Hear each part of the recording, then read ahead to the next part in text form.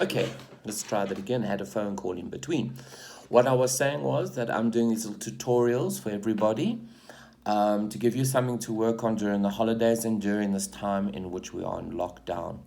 So it's just some hints, some things that you can do to help improve your playing.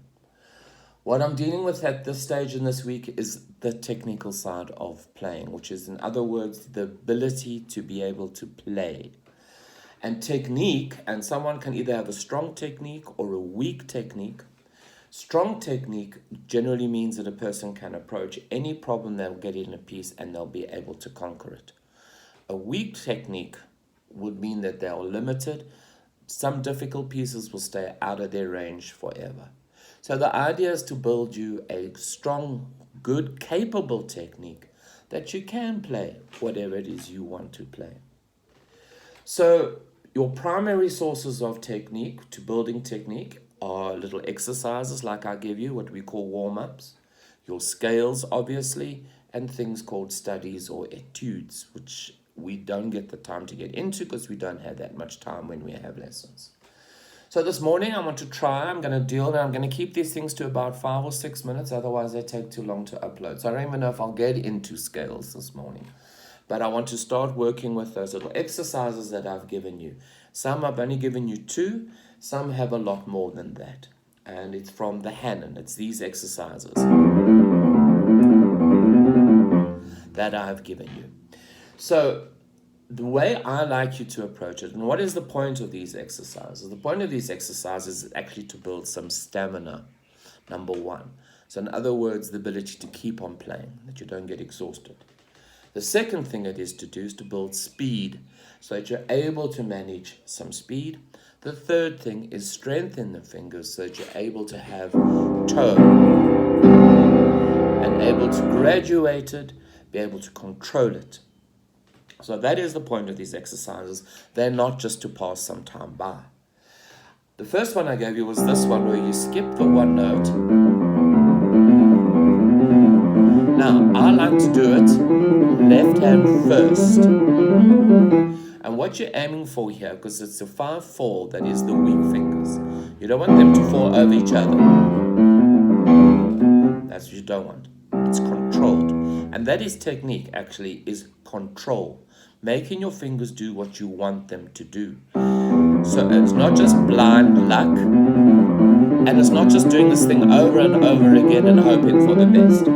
So I like to do the left hand first. It doesn't have to be this fast yet. Obviously you keep it slow until and it must be absolutely even. Count with everything that you do. 1 and a 2 and a 1 and a 2 and a 1. Everything must be rhythmically even in time. Also what you want to listen for is you don't want things like this. Accents in the wrong place. Again, that's about control. So you want each note to be equal. And that is controlling the fingers. How much strength you put into them. Once you've done that, left hand, and it's perfectly even, then you can do it together.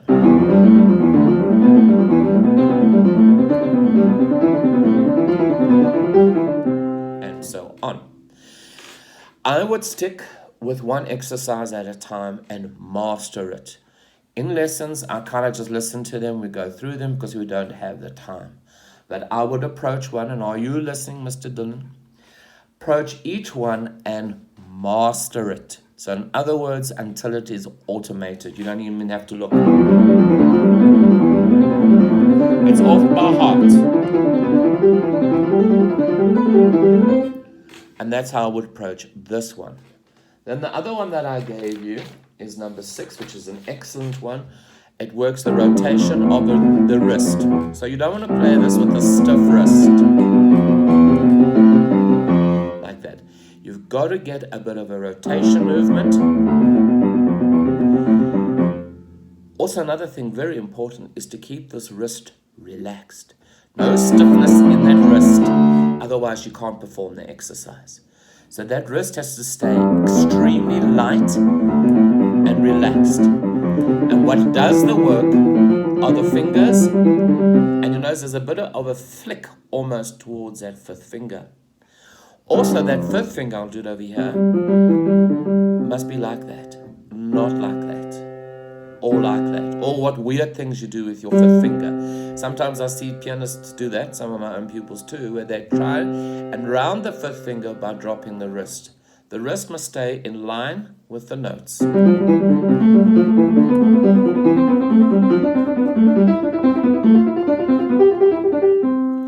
Then when you have achieved that, together.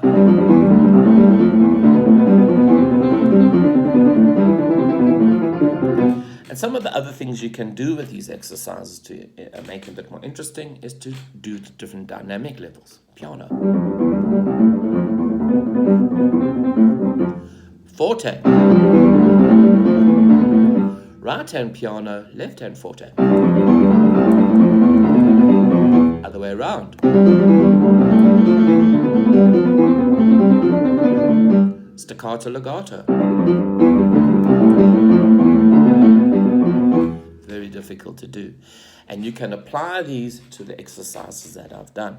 For those of you who have gone further in this, I've given you the octave one, which is an excellent one to use every time you practice. And I would suggest you at least spend at least 5 to 10 minutes just on these exercises at every practice session, which should be every day, especially now. All right, didn't get into scales. We'll do that next time, and we'll have a discussion there with scales and good sound production with scales. Thanks.